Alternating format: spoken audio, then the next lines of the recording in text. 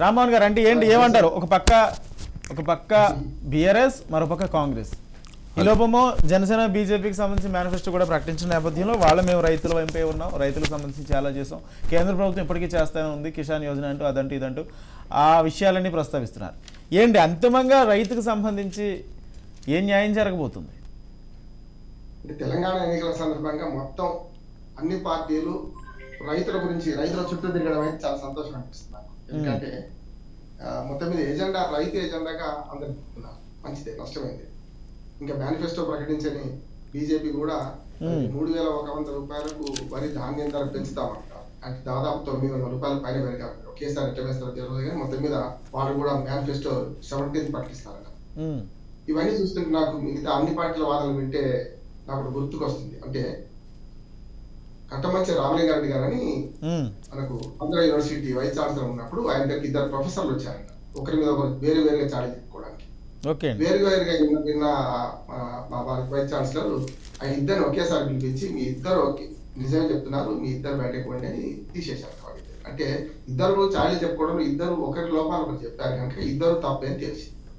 కానీ తెలంగాణ సమాజానికి అన్ని పార్టీలు ఒకరి మీద ఒక ఆరోపణలు చేసుకుంటూ మొత్తం మీద అర్ధ సత్యాలు అసత్యాలు కలిగి చెప్తున్నారు. అందుకని తెలంగాణ అభివృద్ధి జరగలేదా అంటే తప్పు. మొత్తం జరిగింది అని బీఆర్ఎస్ చెప్తున్నది తప్పే అవుతుంది, అసత్యం అవుతుంది. అంతా ఏం జరగలేదు అని ప్రతిపక్షాలు చెప్పేది కరెక్ట్ కాదు. ఎప్పుడు కూడా అభివృద్ధి నిరంతర ప్రక్రియ.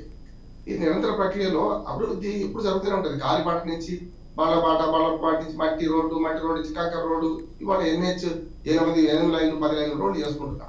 అభివృద్ధి ఏం జరగలేదా? ఆనాడు 50 ఏళ్ల కాంగ్రెస్ లో కానీ, 20 ఏళ్ల బీజేపీలో కానీ, ఇప్పుడు 10 ఏళ్ల టీఆర్ఎస్ ప్రభుత్వంలో ఏం జరగలేదా?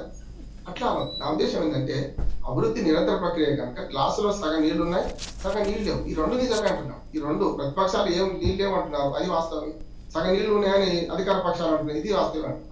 ఇక్కడ మనం అర్థం చేసుకోవాల్సింది అభివృద్ధి నిరంతర ప్రక్రియ కనుక ఈ నిరంతర ప్రక్రియలో పార్టీలు ఏం చేస్తున్నాయి ప్రజలు గమనిస్తున్నారు.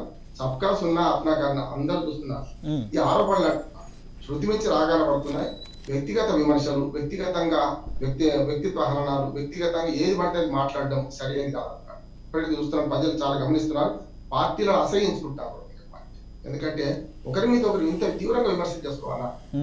ఎప్పుడు కూడా విమర్శ సభ్య విమర్శ ఉండాలి, అభివృద్ధి వైపు ఉండాలి తప్ప ఏది పడితే అది మాట్లాడుకోవడం, ఏది పడితే నేను ఒక్కరిని అట్లేదు, ఒక పార్టీ అట్లేదు, అందరూ కూడా.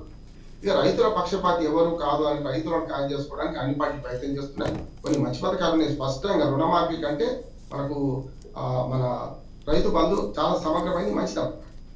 అందరం అందకపోవడం అనే విషయానికి వస్తే భూస్వాములకు అందుతున్న కాంగ్రెస్ పార్టీ ఇవాళ వాళ్ళు 15,000 ఎందుకు పెంచారు? అసలు ఏ పార్టీ అయినా ఈ అభివృద్ధిలో భాగంగా ఇప్పుడు ఏదైతే టీఆర్ఎస్ అమలు చేస్తున్న పథకాలు ఒక్కటైనా రద్దు చేస్తారని చెప్పగలుగుతారా? ధరణి తీసి బంగాళాఖాతాలు పడేసిన తర్వాత సంగతి. కానీ అభివృద్ధి పథకాలు, ఇవన్నీ సంక్షేమ పథకాలలో వీటిని ఒకరి నుంచి ఒకరు వేలంపాట పడుతున్నారు తప్ప ఒక్కటన్నా ఇది బాగాలేదు దీన్ని రద్దు చేస్తాం అంటారు కదా.